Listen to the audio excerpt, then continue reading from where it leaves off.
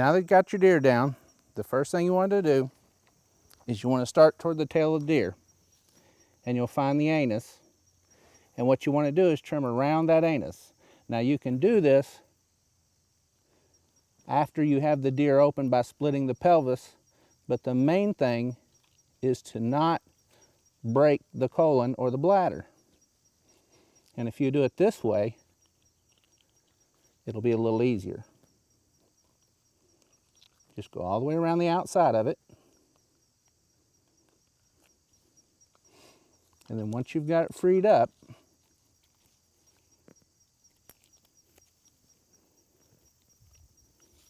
trim around it about 1 inch to 2 inches inside.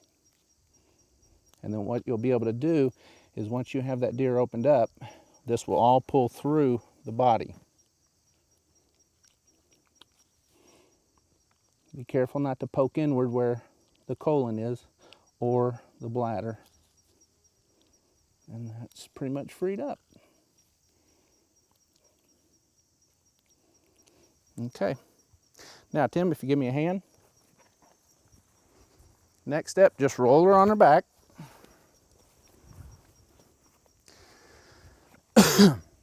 Now, you can start from the base or the front. It really doesn't matter. If you're by yourself, you can actually sit on the chest. And I find it easier because you just run your fingers down until you find the bottom of the brisket. Pull up on the skin. Make a small incision.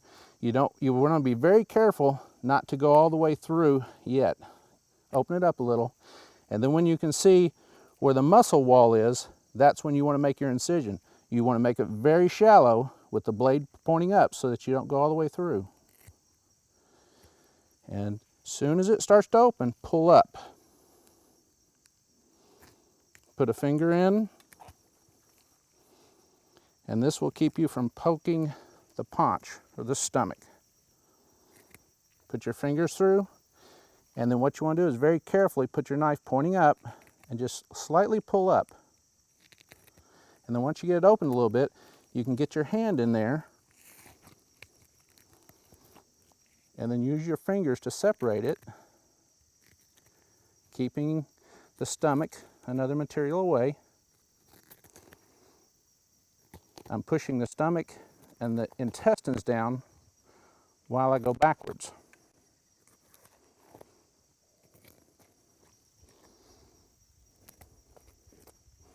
Keep working your way down.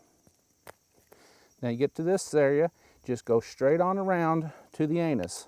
This one was a doe, so she has a milk sac.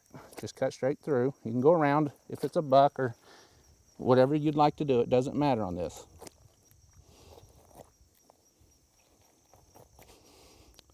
Do not cut the meat yet. Just come right around to the anus. Now your intestines are starting to come out. Next step, to make it easier to open the deer up, you'll see the meat right here.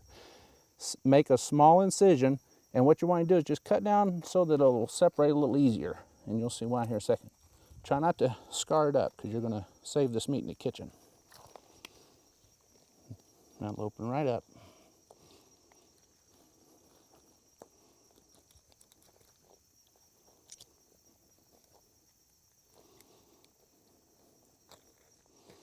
There you go. Now, up in here, for all this to come out, you have the diaphragm that runs on both sides that separates all this from the lungs. This deer was shot through the lungs, so most of the blood is going to be up in the chest cavity. Now, if you want to, some people will separate the chest bone, the brisket, but you don't have to. Just open up a little bit, put your hand in, and right in here, pushing the intestines aside, inside here you can see what looks like a piece of meat. And what that is that's the diaphragm. And that is very thin. It's probably 1/4 inch thick. And all you want to do is very carefully just trim that. Make one incision through it, and you'll see how it opened up. Now there's a hole, and then you need to do that all the way around the chest cavity. Be careful not to hit the stomach. You want to pull that open for me? Now you got to come around this side. Now you can wear gloves, which will make it a little cleaner for you if you want to. There's not a whole lot that can transfer to humans, but it is safe, and it sure makes cleanup a lot easier. Now that you got the diaphragm freed up, which we went all the way around,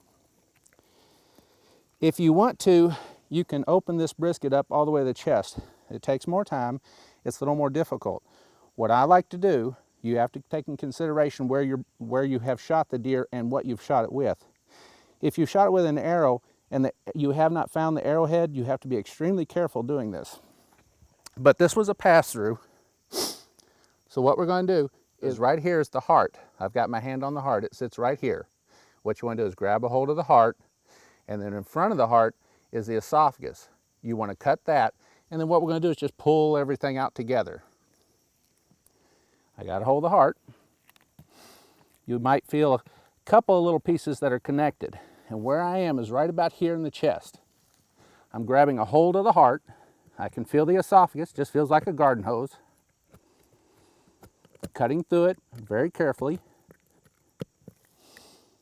If you take note of how I'm holding my knife, this is why a big knife is not very desirable for doing this. You can hold it with your finger on the back of it, you know where it is.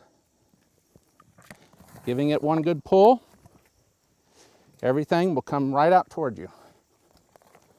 Now about halfway through there, you will start to get hung up on bits and pieces, and you can pull and they usually come out, but I find it better just to trim a little. There we go. Now everything's coming out together. Nice and simple. Okay. Now, where we cut from the other side, we're going to free that up now. Usually, if you've trimmed well, it will come on out. But sometimes you'll have little pieces of tissue holding on the side. And pull. That'd be my luck. A little bit of trimming here. You can see where it's pulling.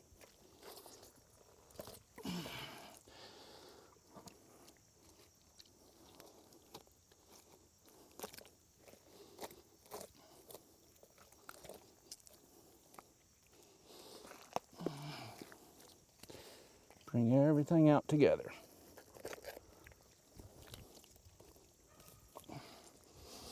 Okay. Now that we've got everything cleaned out, we need to drain the body cavity. All the blood's in the body cavity. So Tim, if you want to roll her over there, just flip her over, kind of put the head uphill, spread the legs, and all that blood will start to drain out. Now while that's going on, we're going to deal with the gut pile. Now, a lot of people like to save the heart and the liver. The liver is boiled, of course, and the heart can be boiled and sliced up thin. Now, if you're worried about your gut pile, most of them are cleaned out before morning by the critters. You've got coyotes and buzzards and a little bit of everything that loves them.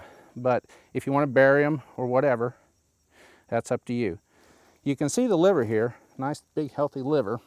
And what we're going to do is we're just going to trim that off. You can see where it's attached. It comes right off.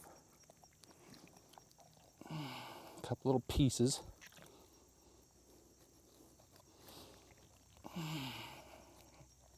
That's one thing we carry a couple bread bags in our hunting bag for.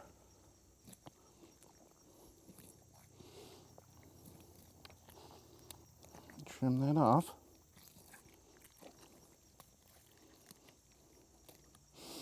You take that home and you can soak it up.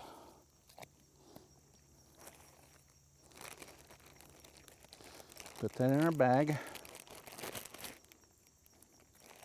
And now we'll get the heart. The heart is just a muscle, and it's wrapped in a little skin. And all you want to do is cut at the top.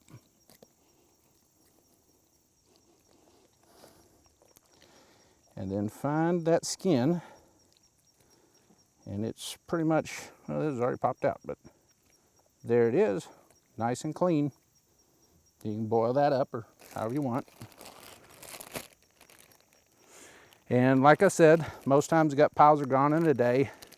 If you're worried about it, you can drag them off to the bushes, or you can just, some people will bury them, but they don't seem to hurt a thing. The animals need to eat too.